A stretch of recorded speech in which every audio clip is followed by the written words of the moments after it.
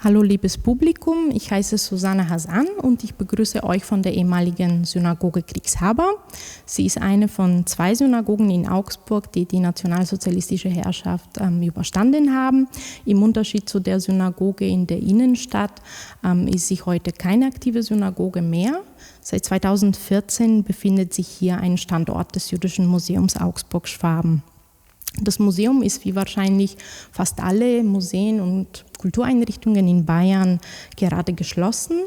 Deshalb streamen wir heute von hier mit Unterstützung des Augsburger Club- und Kulturstream und des Kulturhauses Abraxas, um mit einer Lesung an den 75. Jahrestag der Befreiung vom Nationalsozialismus am 8. Mai 1945 zu erinnern. Passend zum Anlass haben wir für die Lesung Berichte von Augsburger Juden zusammengestellt, die als junge Männer vor den Nazis aus Deutschland geflohen waren und 1945 als amerikanische Soldaten und Befreier in ihre Geburtsstadt zurückkehrten. Einige Berichte sind sehr nah am Geschehen entstanden, andere blicken aus der Distanz der Zeit darauf zurück. Von den 4 Männern, deren Erinnerungen ihr gleich hört, entschied sich einer, nach Kriegsende in Deutschland zu bleiben. Insgesamt entschlossen sich nur 25 Überlebende aus der Augsburger Gemeinde zur Rückkehr. 1930 lebten über 1000 Jüdinnen und Juden in der Stadt. Etwa 600 von ihnen konnten rechtzeitig fliehen, die anderen wurden von den Nationalsozialisten deportiert und ermordet. Nach Kriegsende wurde die Synagoge Kriegshaber nur kurze Zeit von 1947 bis 1949 als solche genutzt. Es waren Überlebende aus Osteuropa, die hier zum Gebet zusammenkamen, sowie Angehörige der amerikanischen Armee, die in den ehemaligen Wehrmachtkasernen in Kriegshaber und Pferse stationiert waren. Bevor die ehemalige Synagoge zum Standort des Jüdischen Museums wurde, stand das Gebäude jahrelang leer. Die Vernachlässigung griff in die historische Bausubstanz an. Bei der Sanierung wurden deshalb bewusst Spuren erhalten, die auf die lange Verdrängung der Geschichte verweisen. Bevor ihr in die Berichte eintauchen könnt, möchte ich euch auch die Mitwirkenden vorstellen. Die Auswahl und Zusammenstellung der Texte stammen von Anton Limmer vom Jüdischen Museum Augsburg-Schwaben. Gelesen werden die Texte von Lisa Büller und Martin Schulke vom Augsburger Ensemble Bluespots Productions.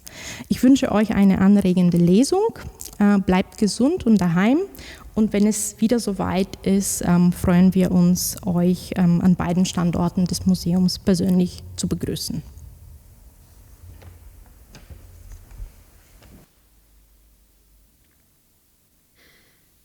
Heute, vor 75 Jahren, am 8. Mai 1945, trat die bedingungslose Kapitulation Deutschlands in Kraft. Der Krieg war offiziell beendet. Augsburg wurde bereits 10 Tage früher von den vorrückenden US-Streitkräften eingenommen. Es ist der 28. April 1945. Ich marschiere mit der 3. Infanteriedivision der US Army in Augsburg ein. Den Ort, an dem ich geboren wurde und die ersten 18 Jahre meines Lebens verbrachte. Ich sitze in einem der ersten Jeeps der vorrückenden Truppen und meine Gedanken gehen zurück an die Zeit, als ich Augsburg zum letzten Mal sah. So beginnt Henry Landman seine Erinnerungen an die Befreiung, die er 1985 für die Augsburger Allgemeine aufschrieb. Landman war einer von mehreren jüdischen Augsburgern, die vor den Nationalsozialisten fliehen konnten und 1945 als US-Soldaten in ihre frühere Heimatstadt zurückkehrten. Er wurde 1920 als Heinz Landmann in Augsburg geboren, besuchte das Realgymnasium und spielte Fußball in der Schülermannschaft von Schwaben-Augsburg, bis ihn der auch dort zunehmende Antisemitismus zum Vereinsaustritt zwang. Es begann am 10. November 1938, der längste Tag meines Lebens. Es ist 5 Uhr morgens, die Türklingel läutet. Ich bin im Bett, als meine Tür aufgeht und 2 Fremde ins Zimmer treten. »Sind Sie Heinz Landmann?« Ich antworte, »Ja.« »Ziehen Sie sich an und kommen Sie mit. Sie stehen unter Schutzarrest.« Ich folge ihren Befehlen und verabschiede mich von meinen Eltern, die dort in ihren Nachthemden stehen und zittern, und verlasse die Wohnung in der Hermannstraße.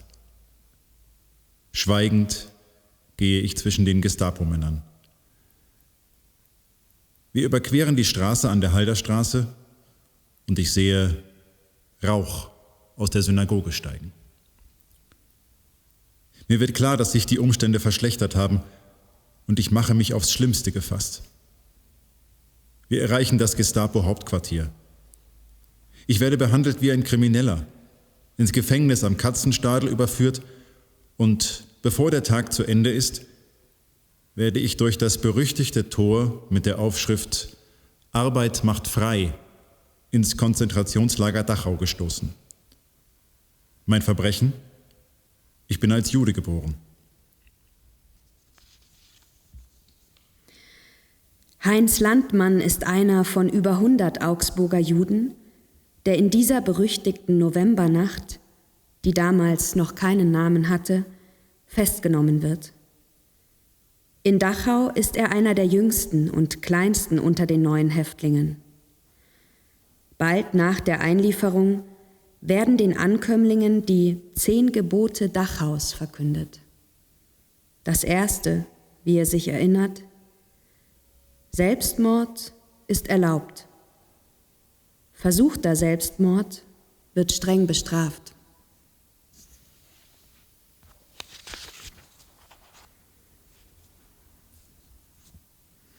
Heinz Landmann hat, wie er später sagt, an ein Wunder grenzendes Glück.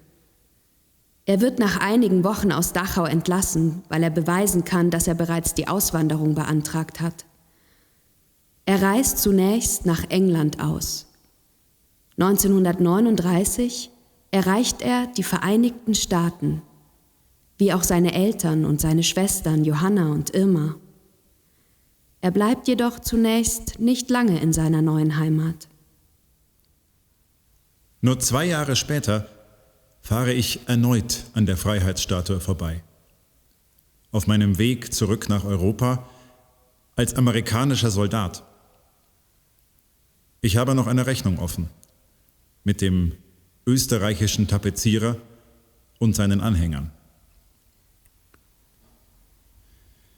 Ich bin immer noch erstaunt, wie ein Volk, das das Gesetz, die Menschenwürde, Mut und Ehre immer achtete, so tief sinken und so feige, unbewaffnete und unschuldige Männer, Frauen und Kinder schlagen und umbringen und ihr Eigentum beschlagnahmen konnte. Ich schließe mich der 3. Infanteriedivision an und der Krieg führt mich nach Sizilien, nach Anzio und Rom. In Rom trifft Henry Landmann, wie er jetzt heißt, Walter Sturm, mit dem er in Augsburg zur Schule ging. Auch er konnte nach 5 Wochen Gefangenschaft in Dachau zunächst nach England, später in die USA emigrieren und trat 1942 der Army bei. Nach den Kämpfen um Cisterna begegnet Landmann erstmals deutschen Gefangenen. Seinem Biografen erzählte er später davon. Der Feind war nun auf meine Barmherzigkeit angewiesen.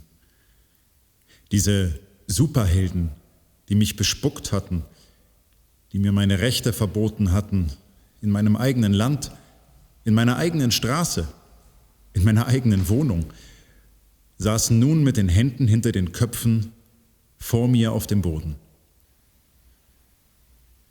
Ich starrte ihnen voll ins Gesicht, Auge in Auge, was ich in Augsburg niemals hätte tun dürfen. Ich, der Jude, starrte die Arier am Boden an. Sie sahen lächerlich und hilflos aus, und ich bemühte mich sehr, sie zu hassen. Indessen bemitleidete ich sie. Nicht sämtliche Nazis, aber diesen mit den blonden Haaren und jenen mit der verwundeten Hand, den mit den braunen Augen, der auf mich zurückblickte, und ich hätte sie gern gehasst, aber ich konnte es nicht. Für die anderen Soldaten seiner Einheit ist Landman Henry the Kraut. Sie wissen, dass er aus Deutschland stammt, allein deshalb, weil sein deutscher Akzent noch unüberhörbar ist und mehr als einmal für Verwirrung sorgt. Eines Nachts, seine Division ist bereits nach Frankreich vorgerückt, hat er von Mitternacht bis 2 Uhr Dienst am Feldtelefon. Um 1 Uhr läutet es. Ich habe mich gemeldet und klick, wird sofort wieder eingehängt. Eine halbe Stunde später höre ich Schritte, dann Stimmen. Able Company?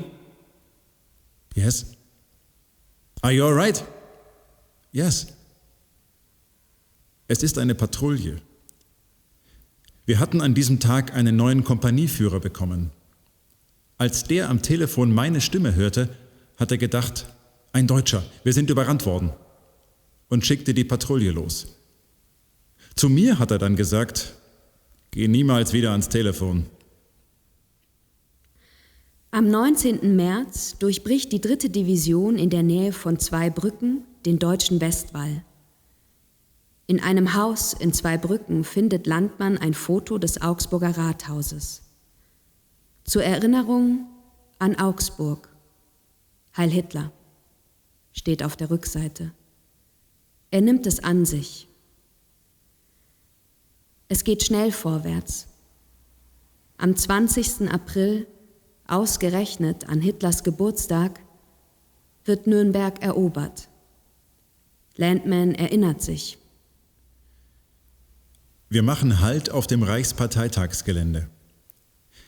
Ich stehe an der Stelle, wo einst der schnurrbärtige Fanatiker stand und seine Botschaft von Hass und Diskriminierung einem Meer von Sieg heil schreienden Männern und Frauen entgegenbrüllte. Sein Traum von einem 1000-jährigen Deutschen Reich, das die ganze Welt beherrscht, war zu einem schnellen und bitteren Ende gekommen. Mit einem gleich starken Gegner konfrontiert, bekam sein deutscher Übermensch wieder menschliche Dimensionen. Als sie Dillingen an der Donau erreichen, erzählt er Colonel Porter, dass er aus Augsburg stamme und er hoffe, dass dort noch Verwandte leben. Sein Vorgesetzter macht ihm ein Versprechen. Henry, sollten wir nach Augsburg kommen, können Sie meinen Jeep bekommen und dorthin fahren, wohin Sie wollen. Ich möchte, dass Sie als Erster in Augsburg sind. Und tatsächlich, die 3. Division erhält den Befehl, von Dillingen aus fortzustoßen und Augsburg einzunehmen. Landman ist, als er es erfährt, einen Augenblick wie gelähmt. Die Emotionen, die ihn auf dem Weg über Gersthofen in den Geburtsort bewegt haben, nennt er später unbeschreiblich. Am 28. April betreten wir schließlich die Stadt. Unsere Panzer bewegen sich langsam durch Oberhausen. Der Widerstand ist gering. Ich folge einem Jeep und es ist, als wäre ein Albtraum Wirklichkeit geworden. Ich komme an vielen vertrauten Orten vorbei. Dem Familienbad, dem Schleifgraben, wo ich Eislaufen war, dem Realgymnasium, was davon übrig war, wo ich zur Schule ging, dem Stadttheater, Königsplatz, das Haus in der Maximilianstraße, in dem ich so viele Jahre gelebt habe, ist vollständig zerstört. Dem Rathaus, Perlachturm, die Jakober Vorstadt. Überall, wohin ich schaue, dasselbe.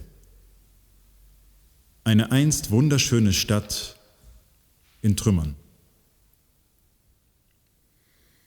Auch Walter Sturm war erschüttert vom Zustand seiner Stadt. In einem Brief an den letzten Augsburger Rabbiner Ernst Jakob, der aus den USA weiter Rundbriefe an seine Gemeinde in der Zerstreuung verschickt, schreibt er: Ich war verblüfft über die Zerstörung, die ich vom Roten Tor vorbei an der Freilichtbühne und in der Kaiserstraße sah. Praktisch jedes Haus ist beschädigt. Aber die Art der Zerstörung täuscht sehr, weil von den meisten Häusern die 4 Wände noch stehen und den Eindruck von Vollständigkeit ergeben. Wenn du näher kommst, siehst du gewöhnlich, dass innen nichts mehr vorhanden, sondern in den meisten Fällen ausgebrannt ist. Vorbei am Bayerischen Hof, der nur gering beschädigt ist, links in die Bahnhofstraße. Von dort ging ich zur Synagoge.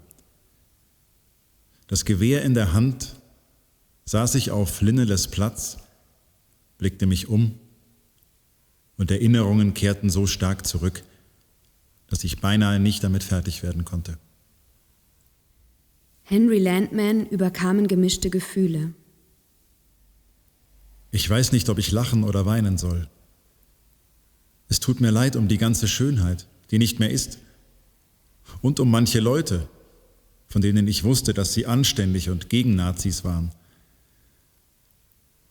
Andererseits freue ich mich, dass der böse Teil der Bevölkerung den gerechten Lohn für die aktive und passive Beteiligung an der Vernichtung anderer Menschen gekriegt hat.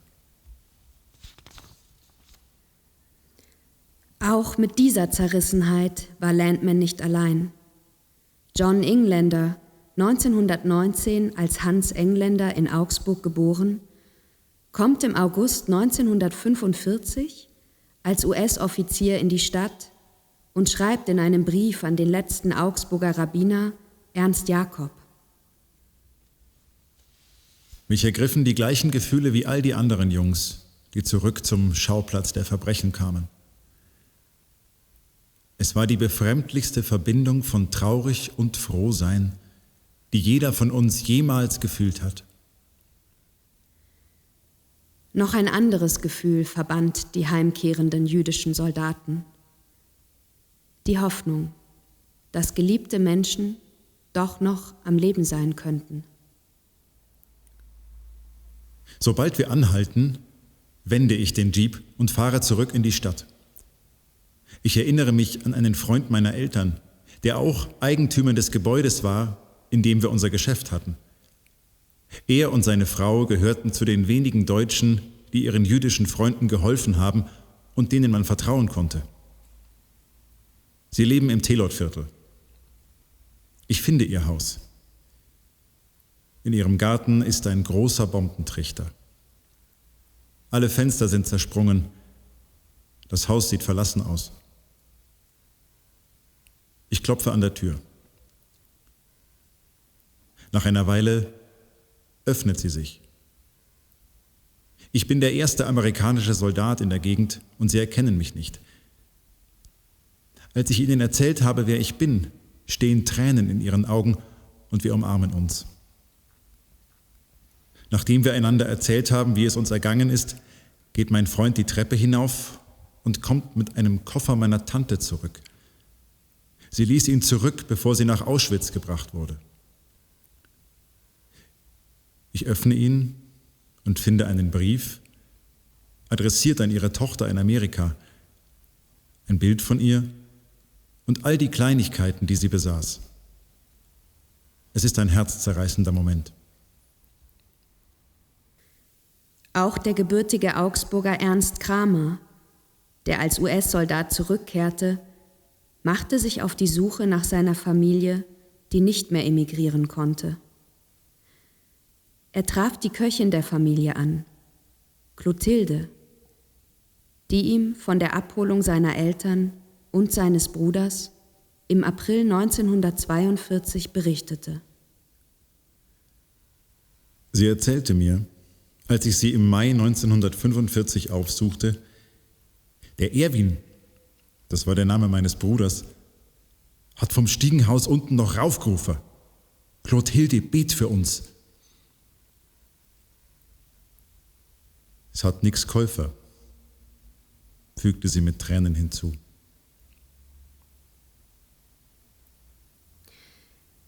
Henry Landman fährt noch zum ehemaligen Augsburger Gestapo-Hauptquartier, forscht nach Unterlagen, die Hinweise auf das Schicksal seiner Tante Minna geben könnten. Es gibt keine. Tief erschüttert verlässt er Augsburg schließlich.